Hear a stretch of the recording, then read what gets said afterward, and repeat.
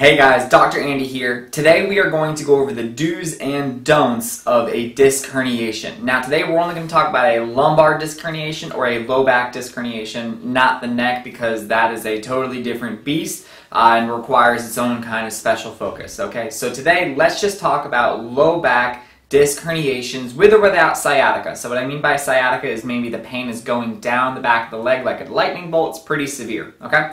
So really quickly review: a disc or a spinal disc is like a shock absorber that sits in between each vertebra. So all of your vertebrae in between each of them is a spinal disc.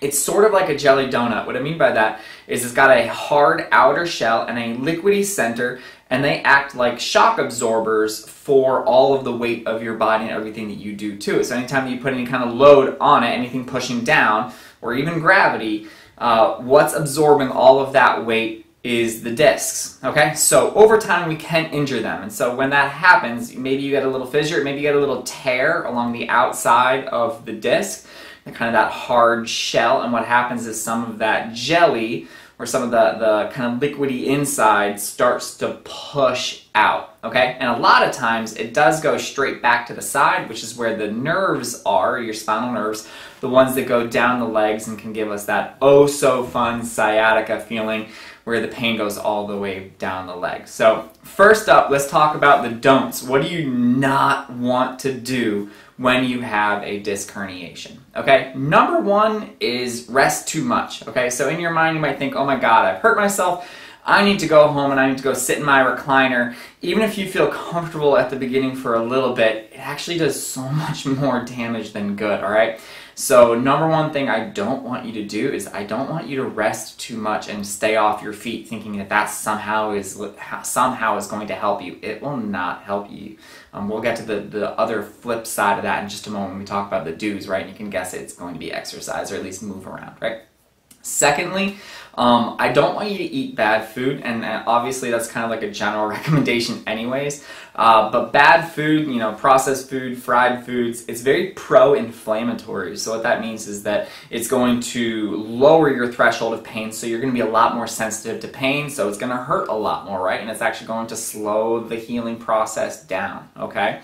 So make sure that you don't rest too much, you know, have a sedentary lifestyle too much where you sit and do absolutely nothing. You know, don't eat bad food. Next, don't do any type of flexion type exercise. So I did say that I do want you to move around, I do want you to kind of exercise, but it definitely depends what type of exercise, okay? So I really don't want you to do any kind of flexion based exercise. So flexion meaning, think of it like where you're leaning forward and kind of rounding your back like this. Okay, so what I want you to avoid is a kettlebell swing, because kettlebell swing does a whole lot of kind of the flexion based pain, but also squats. So front squats, you know, back squats, any kind of squats, I don't want you doing them. Okay, this is for most people anyways, right?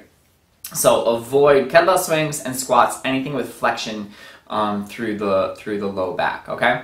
So let's move from the don'ts to the do's. These are the things that I would really like to see a lot of my disc herniation type patients doing, all right? With or without sciatica, okay? Number one, I want you to get adequate levels of sleep. That's going to help you heal, right? Secondly, I want you to not rest, meaning I want you to go on frequent walks, okay? Walking actually helps. It causes a increase and a decrease in the disc pressure, which actually can somewhat help suck in a little bit of the disc material itself by causing a negative pressure and slowly start to work some of that in, okay? So eat well, make sure you get adequate amounts of walking in where you're exercising a little bit, doing that. Next, I want you to eat healthy. So on the flip side of don't eat pro-inflammatory foods, I want you to eat anti-inflammatory foods. It will help with the healing process. And then lastly, what type of exercises should you be allowed to do? As long as a deadlift doesn't hurt you, where you feel like pain is shooting down the leg, I'm going to be okay with it. All right, at least I wouldn't go try and PR or do anything kind of crazy. But if you just did some very lightweight, you know, hip hinging, I'm okay with that, okay? Glute bridges, absolutely fantastic. If you're noticing a theme, it's I don't want you to do any kind of flexion-based activities, but I do want you to do extension-based activities. So deadlift is extension, glute bridges is extension, anything that literally causes extension through the low back, I'm okay with that, all right? Check out the video that we made where we actually talk about the cobra pose for yoga, where it's an extension-based exercises for disc herniations. It's a really, really good one, okay? Obviously, upper body, knock it out, right? I don't care if you want to work out exclusively the upper body, go for it, all right? Because any type of exercise that's going to get your blood going is going to help you heal a little bit faster, all right? So movement, I'm sure you've heard, movement is medicine, all right? Just make sure that you do the right type of movements, okay? So those are the do's and don'ts of a low back disc herniation. If you have any questions, send them my way. Always remember to live with passion, not pain.